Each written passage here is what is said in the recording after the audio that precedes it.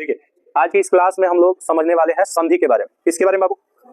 संधि के बारे में। ध्यान देंगे क्या होता है संधि, संधि क्या होता है, ध्यान से समझेंगे। आज की इस क्लास में हम लोग समझने वाले हैं किसके बारे में बाबू? संधि।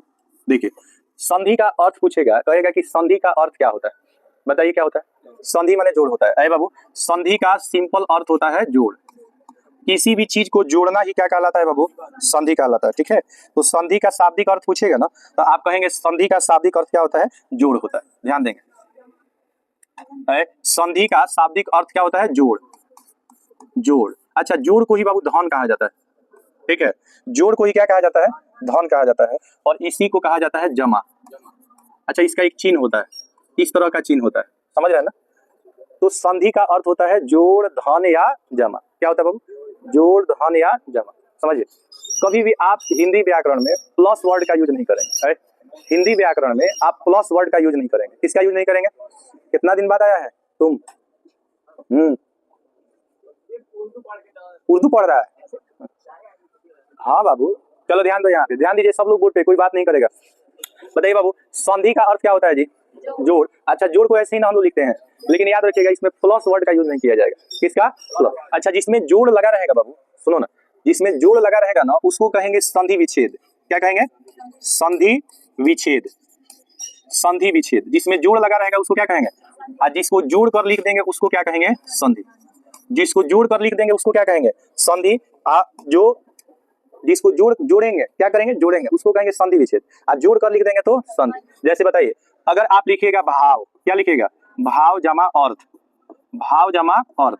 तो भाव जमा अर्थ को लिखिएगा तो जोड़ कर जब लिखिएगा ना तो इसको भावार्थ लिखिएगा। क्या लिखिएगा? भावार्थ। तो समझ लीजिए कि जिसमें जोड़ का चिन्ह लगा रहेगा वो कहलाएगा संधि विच्छेद। क्या कहलाएगा? संधि विच्छेद। तो जब इसको तोड़ कर लिखेंगे, तोड़ कर लिखेंगे तो क्या कहलाएगा? संधि विच्छेद। और जोड़ कर लिख देंगे तो क्या कहलाएगा? संधि। जोड़ कर लिख देंगे तो संधि। आप बताइए बाबू अगर हम विद्या लिख दें, क्या लिख दें? विद्या, और इसके साथ लिख दें क्या? अर्थी। विद्या अर्थी। बात हो रहा है कौन? कोई बात कर रहा है क्या? सख्त नफरत है हमको बात से, सख्त नफरत है। कोई भी थोड़ा भी अगर बात किया ऑन कैमरा उसको बहुत पीटेंगे यार, समझ लीजिए। सारा भारत देखेगा उसका पिटाई। बदमाशी नहीं करना है। देखिए यहाँ पे विद्या जमा अर्थी। बाबू बताइए विद्या जमा अर्थी क्या होता है? विद्यार्थी। विद्यार्थी। विद्या जमा अर्थी होता है विद्यार्थी। तो जब किसी शब्द को तोड़ कर लिखेंगे तो क्या कहलाएगा?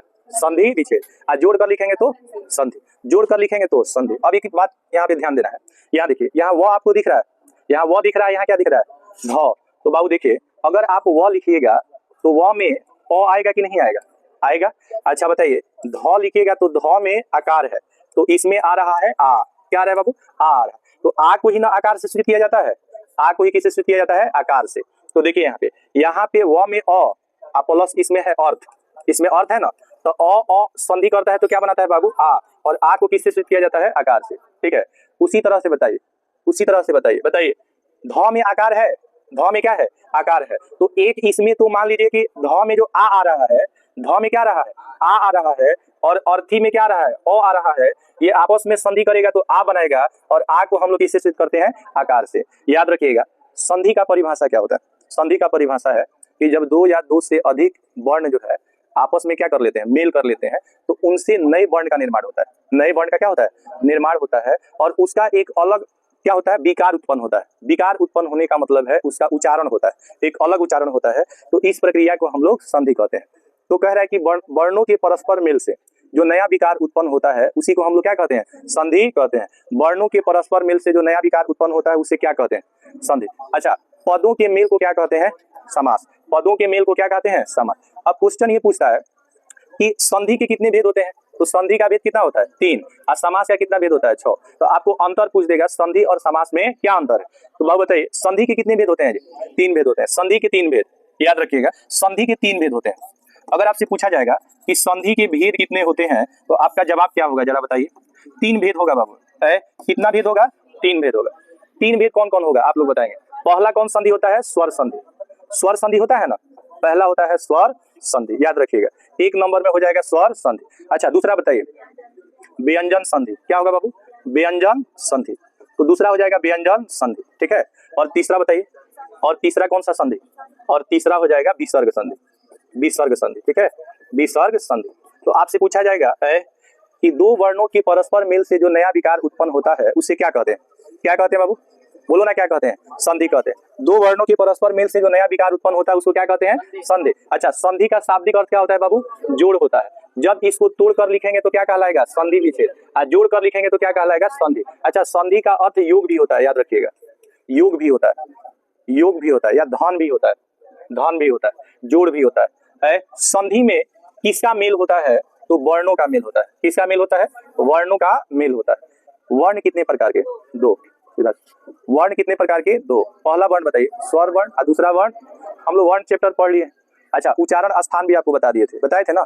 वर्ण चैप्टर हम आपको पढ़ा दिए कि वर्ण उस मूलध्वनि को कहते हैं जिसका पुनः खंड या टुकड़ा नहीं किया जा सकता है। खंड या टुकड़ा होने की स्थिति में इसे हम अक्षर कहते हैं। वर्ण दो प्रकार के होते हैं, स्वर वर्ण और व्यंजन। तो स्वर वर्ण क्या होता है बाबू, बताइए आप? स्वर वर्ण क्या होता है? अ से लेकर और अ तक नहीं। तो जब कोई, देखिए, जब कोई वर्ण अगर आपस में संधि करेगा और उसका विकार माने नए वर्ण का निर्माण अ से लेकर अ के रूप में होगा तो इस संधि का नाम क्या होगा? स्वर संधि। जरा हमें बताएंगे कि आ स्वर है कि व्यंजन है? आ स्वर है कि नहीं है? तो ये दोनों संधि जो देख रहे हैं भावार्थी या विद्यार्थी, यह किस संधि का उदाहरण होगा? स्वर संधि का। ठीक है, लेकिन अगर कोई संधि आप करिएगा और उसका नया वर्ण क से लेकर किसके बीच में बनेगा? ज्ञ के रूप में, तब इसका नाम क्या हो जाएगा? व्यंजन संधि। क्या हो जाएगा? व्यंजन संधि। जैसे ध्यान से समझेंगे, मान लीजिए आपने लिखा उत जमा चारण। क्या लिखा बाबू? उत जमा चारण। एक वर्ड है उत जमा क्या? चारण। अब हमको इसका संधि करना है तो ये नया शब्द बनेगा आपका उच्चारण बनेगा बाबू। जरा देखिए यहाँ पे च के रूप में नया वर्ण बना, च के रूप में नया वर्ण बना है। क्या च जो है स्वर है? च स्वर नहीं है, च तो इसी में आएगा ना, क से ज्ञ के बीच में। तो जब नया वर्ण क से ज्ञ के बीच में बनेगा तो बताइए कौन संधि? अ के रूप में बनेगा। तो और जिस संधि में आपको इस तरह का चिन्ह दिख जाएगा तो इस चिन्ह को का उच्चारण क्या होता है? अच्छा, इस चिन्ह का नाम क्या होता है? जरा बताएंगे हमें। विसर्ग नाम होता है कि नहीं? तो जहां पे ये चिन्ह आ जाएगा या यह चिन्ह लुप्त हो जाएगा और इसके जगह पर दूसरा वर्ण आ जाएगा तो उस संधि को हम लोग कहेंगे कौन संधि? विसर्ग संधि। आप बताइए बाबू, आप देखिएगा, कहा जाता है ना दुख। क्या है? दुख। तो दुह जमा यहाँ पे हम लिखते हैं क्या? ख। दुह जमा क्या लिखते हैं? ख। तो इससे नया शब्द हमारा बन जाता है दुख। क्या बन जाता है? दुख। आप याद रखिएगा, दुख कभी भी आप ऐसे नहीं लिख सकते हैं। दुख ऐसे लिखिएगा तो गलत हो जाएगा। बताइए नीचे वाला दुख शब्द क्यों गलत है? क्यों गलत है बताइए? क्योंकि इसमें विसर्ग नहीं है। ऊपर वाला क्या है? सही है।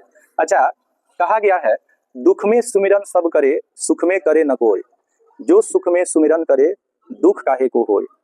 मतलब हम माता पिता और भगवान को तभी याद करते हैं जब हमें दुख होता है और उनकी जरूरत पड़ती है। बात समझ रहे हैं ना? देखिए, जरूरतमंद व्यक्ति जो होता है ना उसको कोई पसंद नहीं करता है। जरूरतमंद समझ रहे हैं? आज आपको जरूरत है तो आप किसी को पहचानिए, जरूरत खत्म, पहचानना बंद कर दीजिए। ईश्वर के साथ भी हम लोग ऐसा ही करते हैं। आप देखिएगा, कोई पूजा पाठ नहीं करने वाला व्यक्ति एग्जाम के दिन जरूर पूजा करता है। माने आप अगरबत्ती साल भर भगवान याद नहीं आते हैं, लेकिन जिस दिन आपको परीक्षा देने जाना होगा भैया जी, आप सुबह 3 बजे जग जाएंगे। आप नहा धोआ कर पूजा पाठ बढ़िया से करके आप भगवान से कह के कि बढ़िया से नकल करा दीजिएगा मेरा, समझ रहे हैं ना, पास करा दीजिएगा। कोई तो भांख देता है क्या अगर हम फर्स्ट डिवीजन आएंगे तो लड्डू चढ़ाएंगे। ऐसा होता है कि नहीं?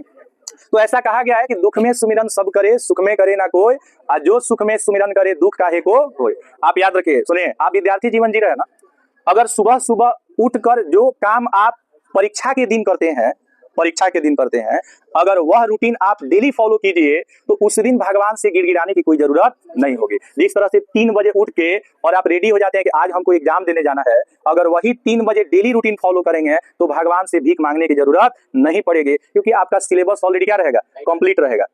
तो आपको भगवान से गिड़गिड़ाने की जरूरत नहीं होगी। लेकिन ऐसा हम लोग करते नहीं है, ऐसा हम लोग करते नहीं है। बस सुबह सुबह उठते हैं, थोड़ा बहुत फ्रेश होते हैं और चले आते हैं पढ़ने के लिए। घर का काम मम्मी देखेगी। बात समझ रहे हैं ना? आप लोग तो पढ़ते हैं तो एकदम आप लोग थक जाते हैं। क्या हो जाता है? थक जाते हैं। बात समझ रहे हैं ना? तो आप याद रखिए, उसी विद्यार्थी को या उसी बेटा बेटी को माँ बाप भी अहमियत देते हैं जो घर की जिम्मेदारियों को भी लेके चलते हैं। बात समझ रहे हैं कि नहीं? तो पढ़ाई के साथ साथ थोड़ा बहुत क्या करना है? घर की जिम्मेदारियों को जो भी आपसे हो सकता है, मम्मी पापा का जितना ही आप मदद कर सकते हैं उतना ही आपको करना चाहिए। बात समझ में आ रहा है कि नहीं आ रहा है? तो यहाँ पे आप याद रखेंगे बाबू, दुख शब्द दिख रहे हैं आप, बताइए दुख में विसर्ग है कि नहीं है?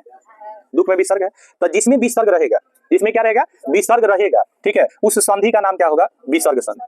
लेकिन देखिए क्वेश्चन पूछता है कि क्या बाबू हमारा सुख ऐसे लिखा जा सकता है, नहीं लिखा जा सकता है, नहीं लिखा जा, सुख में विसर्ग नहीं होता है, सुख ऐसे ही लिखेंगे, सुख में विसर्ग नहीं होता, लेकिन दुख में विसर्ग होता है कि नहीं होता है, बोलिए दुख में विसर्ग होगा कि नहीं होगा, दुख में विसर्ग होगा, लेकिन सुख में विसर्ग नहीं होगा।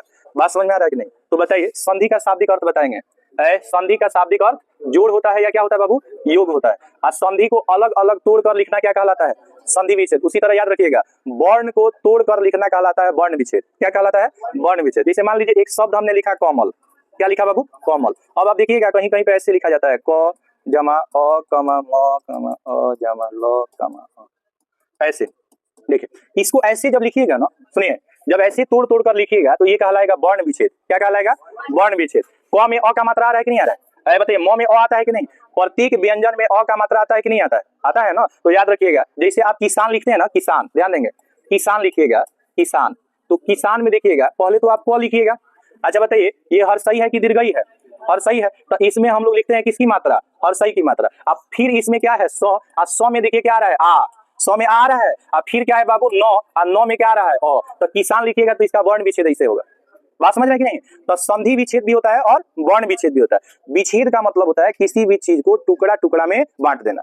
बात समझ में आ रहा है कि नहीं आ रहा है? तो बताइए संधि के कितने भेद बाबू है, कितने भेद, तीन भेद होते हैं। पहला संधि स्वर संधि, दूसरा संधि व्यंजन संधि, और तीसरा संधि विसर्ग संधि। बताइए स्वर संधि में नया वर्ण किस रूप में बनेगा, अ से लेकर अ तक, अ से लेकर आ तक, कह रहा है अ से लेकर आ तक, अ से लेकर अ तक।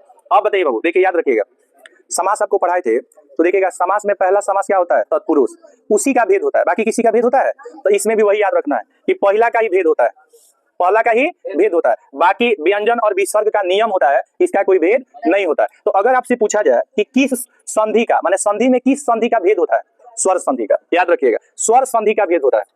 और स्वर संधि का कितना भेद होता है जरा बताइए, स्वर संधि का भेद होता है 5 है बाबू। स्वर संधि का कितना भेद होता है जी, 5 भेद होता है, याद रखेंगे। स्वर संधि का कितना भेद होता है, 5 भेद होता है। बाकी किसी संधि का भेद होता है कि नहीं होता है, नहीं होता है, बाकी किसी संधि का भेद नहीं होता है, व्यंजन और विसर्ग का भेद नहीं होता है। स्वर संधि के कितने भेद होते हैं बाबू, 5 भेद होते हैं, ठीक है। पहला बताइएगा, पहला होता है दीर्घ संधि। कौन संधि, दीर्घ संधि होता है। अच्छा दीर्घ स्वर संधि भी आप लिख सकते हैं, दीर्घ संधि को दीर्घ स्वर संधि भी लिख सकते हैं। अच्छा दूसरा बताएंगे कौन संधि बाबू, दीर्घ संधि के बाद आएगा गुण संधि। कौन संधि, गुण संधि, गुण संधि या गुण स्वर संधि, गुण संधि या गुण स्वर संधि भी आप इसको लिख सकते हैं बाबू। तीसरा बताएंगे जी यण संधि, यण संधि, यण स्वर संधि। चौथा बताएंगे वृद्धि संधि। कौन संधि, वृद्धि, वृद्धि संधि है बाबू। पांचवा बताइए अयादि संधि, अयादि संधि, अयादि संधि, यही होता है ना। ये किसका भेद है बताइए, स्वर संधि का। स्वर संधि के कितने भेद होते हैं, 5 भेद होते हैं। बताइए कौन संधि बाबू, दीर्घ संधि, ठीक है, गुण संधि, यण संधि, वृद्धि संधि और अयादि संधि। याद रहेगा कौन कौन, दीर्घ संधि, गुण संधि, यण संधि, याद रहेगा कि नहीं? बहुत आसान है। इसमें देखिए, इसमें आसान है कि अ और अ मिलके क्या बन जाएगा, आ मिल जाए, आ बन जाएगा। छोटी छोटी बनकर क्या बन जाएगा, बड़ी बन जाएगा। छोटा ऊ मिलकर क्या हो जाएगा, बड़ा ऊ हो जाएगा। यही ना बाबू, छोटा छोटा मिलकर बड़ा हो जाएगा, छोटा छोटा मिलकर क्या हो जाएगा, बड़ा हो जाएगा। सुनिए तो अ आ मिलके आ बन जाएगा। आ को किससे सूचित करेंगे, आकार से, आकार से सूचित करेंगे ना। इसको दीर्घई से सूचित करेंगे और इसको दीर्घऊ से सूचित करेंगे। यही ना, बात समझ में आया कि नहीं है? कुछ समझ में आया, बोलिए कुछ समझ में आया कि नहीं आया, कुछ समझ में आया कि नहीं आया, बोलिए। देखिए ध्यान दीजिए, देखिए पहला यहाँ पे आप लोग देख सकते हैं स्वर संधि के भेद। किसके भेद, देखिए यहाँ पे स्वर संधि के कितने भेद होते हैं बाबू, पीछे दिखाई दे रहा है? अच्छा नहीं दिखाई देगा तो सुनाई देगा ना, तो सुनिएगा अच्छे से, ध्यान से सुनिएगा। देखिए यहाँ पे स्वर संधि के भेद कितने होते हैं बाबू, 5 भेद होते हैं। बताइए पहला क्या होता है, दीर्घ होता है। पहला क्या होता है, दीर्घ, दीर्घ होता है, ठीक है, दिख रहा है ना सबको। देखिए ध्यान दीजिएगा, यहाँ ध्यान देखो, यहाँ पे पहला संधि आप लोग देख सकते हैं, कौन संधि है, दीर्घ संधि है, दीर्घ है ना। अच्छा दूसरा है यहाँ पे, देखिए यहाँ दूसरा क्या है बाबू, कौन संधि है, गुण संधि है, ठीक है। अच्छा तीसरा बताइए, तीसरा है वृद्धि संधि, कहीं लिख सकते हैं, आगे पीछे इसको लिख सकते हैं, वृद्धि संधि। कौन संधि, वृद्धि संधि। अच्छा चौथा बताएंगे, चौथा हो जाएगा यौन संधि, हल्ला हो रहा है जी, यौन संधि। अच्छा पांचवा बताइए बाबू, अयादि संधि, पीछे दिख रहा है बाबू, अयादि संधि, अयादि संधि, ठीक है। अब बताइए कि यह किसका भेद है, तो स्वर संधि का भेद है। कितना भेद है, तो 5 भेद है। तो आपसे पूछेगा स्वर संधि के कितने भेद, तो स्वर संधि के 5 भेद होते हैं। पांचों का नाम बता देंगे। अब एक बात समझिए, पहला संधि क्या होता है बताइए, दीर्घ संधि होता है बाबू। दीर्घ संधि वेरी सिंपल, अ आ मिलकर आ मिलकर के आ बनेगा, छोटी बड़ी मिलकर बड़ी बनेगा, और छोटा ऊ बड़ा ऊ मिलकर बड़ा, माने बड़ा बनेगा। बस इतना ही याद रखना है, बड़ा बनेगा। ध्यान दीजिएगा, यहाँ पे आप देख सकते हैं। अब हम लोग समझेंगे दीर्घ संधि के बारे में। किस संधि के बारे में, दीर्घ संधि के बारे में। यहाँ देखिए हरस्व स्वर आपको बताए थे। हरस्व स्वर में कौन कौन, अ छोटी छोटा होता है ना, अ छोटी छोटा और री, इन 4 को हरस्व कहा गया है। और दीर्घ किसको कहा गया है, आ को। तो देखिए इसमें आ रहा है, आ क्या है, दीर्घ है। आ क्या है बाबू, दीर्घ है। तो हरस्व दीर्घ आप लोग समझ लेंगे कि नहीं समझ लेंगे, बोलिए। हरस्व और दीर्घ तो आप समझ सकते हैं। हरस्व मीन्स छोटा और दीर्घ मीन्स क्या होता है, बड़ा। दीर्घ मीन्स बड़ा, हरस्व मीन्स छोटा। ध्यान से समझेंगे बाबू। है यहाँ पे देखिएगा, यहाँ पे आपको दिया है अ, क्या दिया है, अ। इसके बाद क्या दिया है, छोटी, और क्या दिया है, छोटा। बताइए इन 3 वर्ण को हरस्व कहेंगे। आप बताइए, आ दिख रहा है कि नहीं, आ छोटी छोटा, पीछे दिख रहा है कि नहीं दिख रहा है, दिख रहा है। चलिए, तो आ छोटी और छोटा को क्या कहेंगे, दीर्घ कहेंगे। क्या कहेंगे, दीर्घ। और छोटी छोटा को क्या कहेंगे, हरस्व। तो कह रहा है कि यह आपस में जब मिलेगा ना, आपस में जब मिलेगा, ठीक है, आपस में मिलने पर यह क्या हो जाता है, दीर्घ स्वर हो जाता है। क्या हो जाता है बाबू, दीर्घ स्वर हो जाता है। मतलब आ हो जाएगा, बड़ी ई हो जाएगा और बड़ा ऊ हो जाएगा। और इस प्रकार की संधि को हम लोग क्या कहेंगे, दीर्घ संधि कहेंगे। देखिए यहाँ पे, यहाँ अ किससे संधि कर रहा है, अ से। क्या बना रहा है बाबू, आ बना रहा है। यहाँ अ किससे संधि कर रहा है, आ से। क्या बना रहा है बाबू, आ बना। यहाँ आ संधि कर रहा है किससे, जरूरी नहीं है कि पहले और रहेगा, अब बाद में और रहेगा, कहीं कुछ भी रह सकता है। आ आगे रह सकता है, अ पीछे रह सकता है, अ आगे रह सकता है, आ पीछे रह, कोई दिक्कत नहीं है। दोनों आपस में संधि करेगा, एक ही जाति का है, एक ही जाति का है, कुजात नहीं है। समझ रहे हैं कि नहीं, एक ही जाति का है। जात वाला में शादी होता है कि बिना जात वाला में, जात वाला में शादी। समझ रहे हैं कि नहीं समझ रहे हैं, जात वाला में ही शादी होता है, कुजात वाला में नहीं होता है। ओ आ एक ही जात का है, ई एक ही जात का है, और ऊ एक ही जात का है। तो जात वाला होना चाहिए, कुजात वाला नहीं। देखिए एक ही जाति का होना चाहिए, अगर जाति नहीं रहेगा तो दिक्कत हो जाएगा। बात समझ रहे हैं कि नहीं समझ रहे हैं। देखिए यहाँ पे बाबू बताइए, आ संधि करेगा तो क्या होगा, आ संधि करेगा तो आ होगा। ओ संधि करेगा भी तो, अरे भाई तो इतना काहे याद करेंगे, बस सिंपल बोल देंगे कि छोटका बड़का हो जाएगा, माने हरस्व क्या हो जाएगा, दीर्घ हो जाएगा। अ का दीर्घ आ हो जाएगा, छोटी का बड़ी हो जाएगा, छोटा का बड़ा हो जाएगा। इसका एग्जांपल देखिए, यहाँ भाव देख रहे हैं आप, यहाँ भाव है और यहाँ क्या है, अर्थ है। तो वह में और है बाबू, तो अ बताइए, अ यहाँ देख रहे हैं ना, अ जो है अ से संधि किया तो क्या बनाया, आ। तो जब भावार्थ लिखिएगा तो आप यहाँ देख सकते हैं आकार है कि नहीं है, बोलिए आकार है।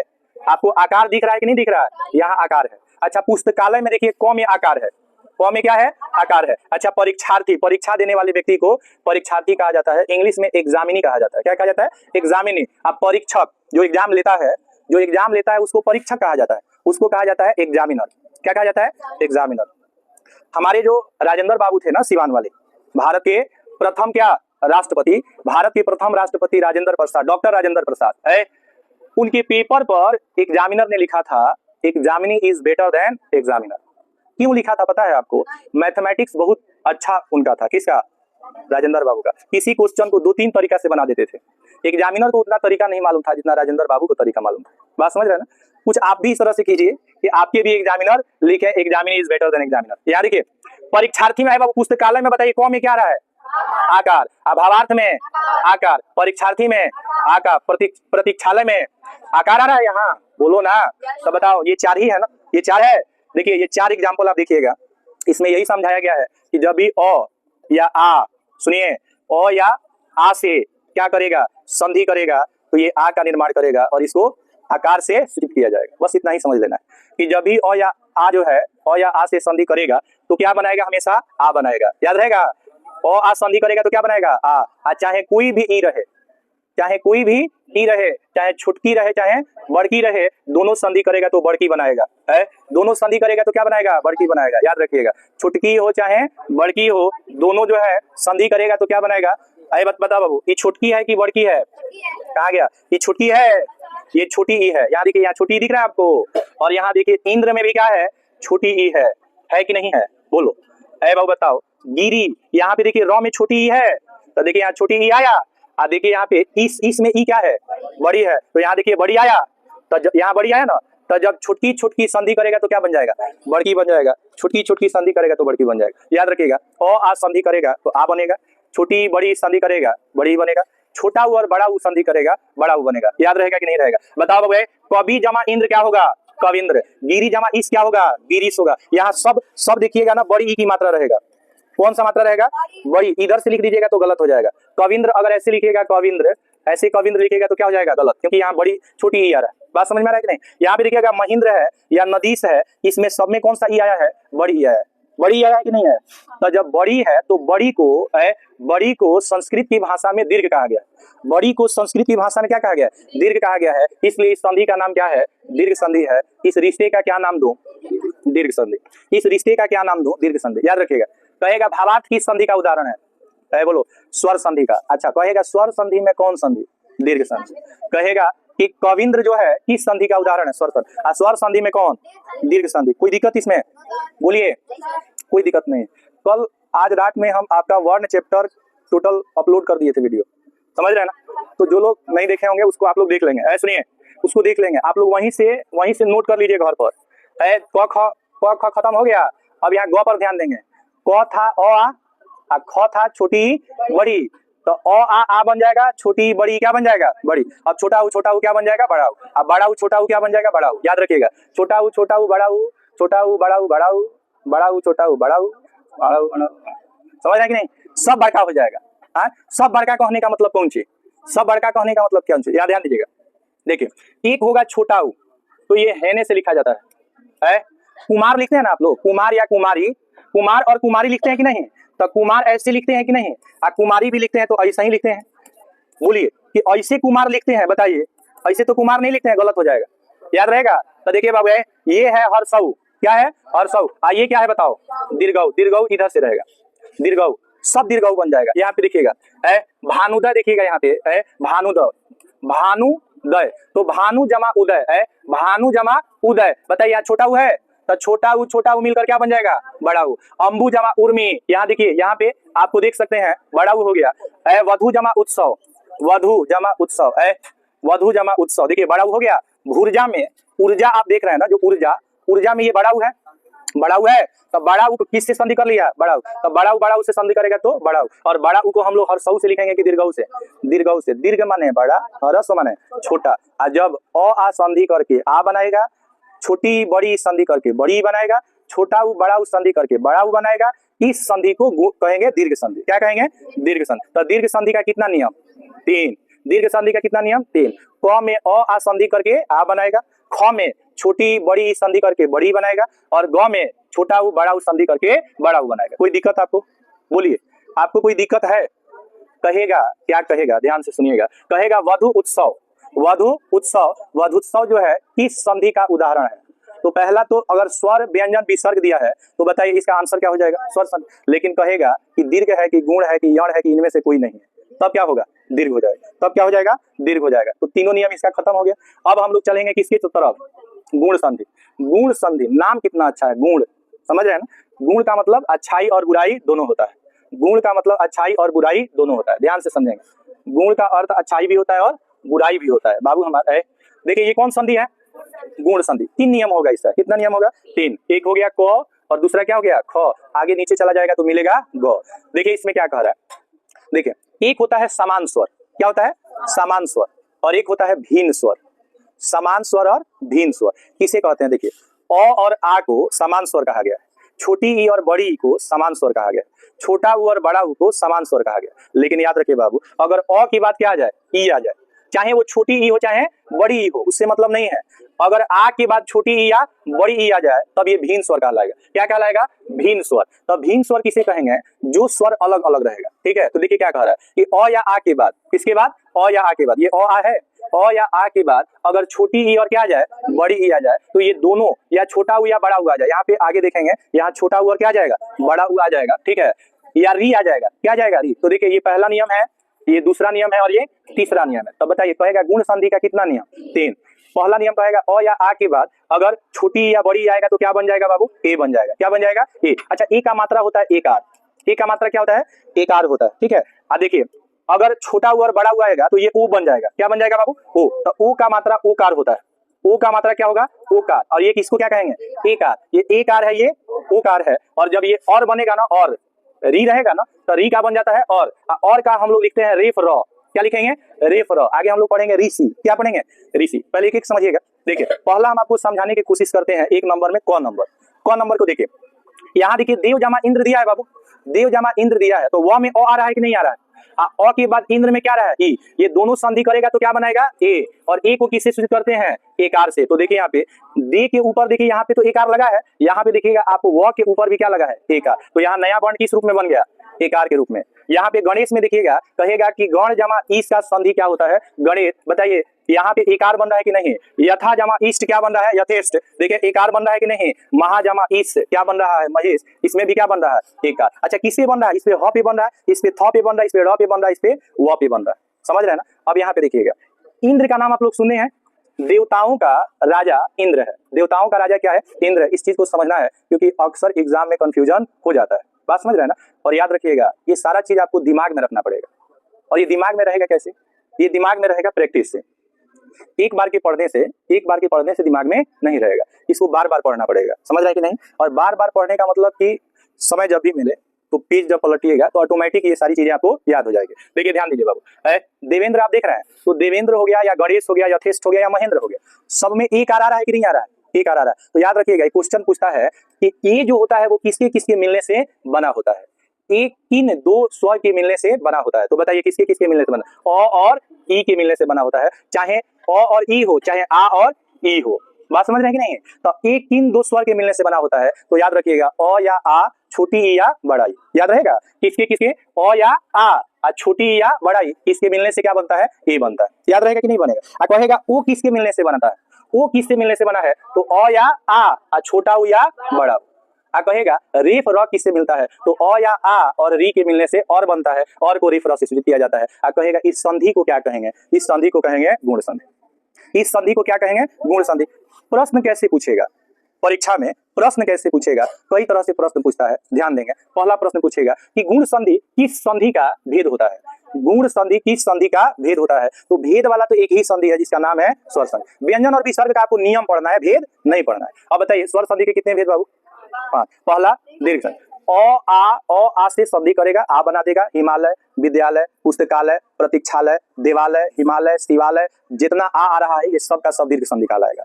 महेंद्र हो गया, कविंद्र हो गया, रविंद्र हो गया, ये सब का सब आपका दीर्घ संधि में ई हो जाएगा। और जैसे आपका मान लीजिए एक तो बड़ी छोटी आएगा ना, और एक क्या आ जाएगा? बड़ा ऊ, तब भूर्जा हो जाएगा, वदुत्सव हो जाएगा। ये सारा आपका दीर्घ संधि का उदाहरण है। बात समझ में आ रहा है कि नहीं? लेकिन जब दो स्वर आपस में संधि करेगा, आप भिन्न रहेगा। क्या रहेगा बाबू? भिन्न। जैसे अ छोटी ई से संधि करे या आ बड़ी ई से संधि करे, दोनों संधि करके क्या बनाए बाबू? ए। क्या बना दे? ए। तो इस गुण को हम लोग क्या कहेंगे? गुण संधि। या अ या आ संधि करके छोटा ऊ या बड़ा ऊ से संधि करके और ओ बना दे, तो इसको भी हम लोग कहेंगे गुण संधि। और इसका तीसरा नियम क्या होता है जरा देखिएगा। तीसरा नियम में और हो जाता है, या गौ आप देख सकते हैं, यहाँ आप गौ देख सकते हैं।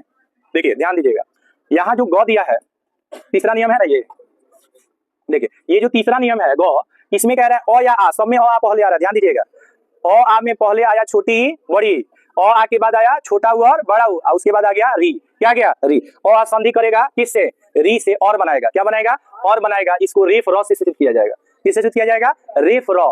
किससे बाबू? रेफ र। ध्यान देंगे सप्त है और यहाँ पे महा है। यहाँ पे आप ऋषि वर्ड में एक चीज नोटिस कीजिएगा कि यहाँ पे ऋषि में देखिए रेफ र नहीं है, लेकिन यहाँ एक पूंछ लटकल आपको मिलेगा। यहाँ एक पूंछ आपको मिलेगा।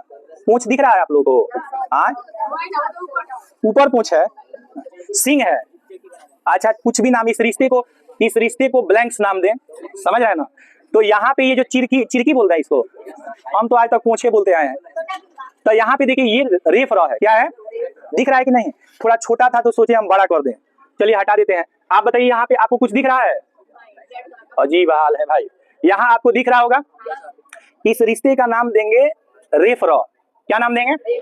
और इसको कहेंगे और। क्या कहेंगे? और कहेंगे। क्या कहेंगे? और कहेंगे। तो बताइए अ या आ के बाद छोटी ई या बड़ी ई रहने पर कौन सा नया वर्ण बनता है? बोलो। ई बनता है भाई, घबरा देगा तुम लोग।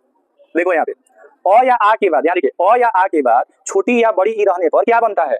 ए बनता है। याद रहेगा। इस गुण को कौन संधि कहेंगे? गुण संधि कहेगा। बताइए देवेंद्र, गणेश, यथेष्ट और महेश किस संधि का उदाहरण है? गुण संधि। अच्छा ज्ञानोदय, ज्ञान जमा उदय, है ज्ञान जमा उदय। देखिए ज्ञान जमा उदय क्या बनेगा? ज्ञान। शीत जमा उष्म बनेगा शीतोष्म है। महा जमा उत्सव बनेगा महोत्सव।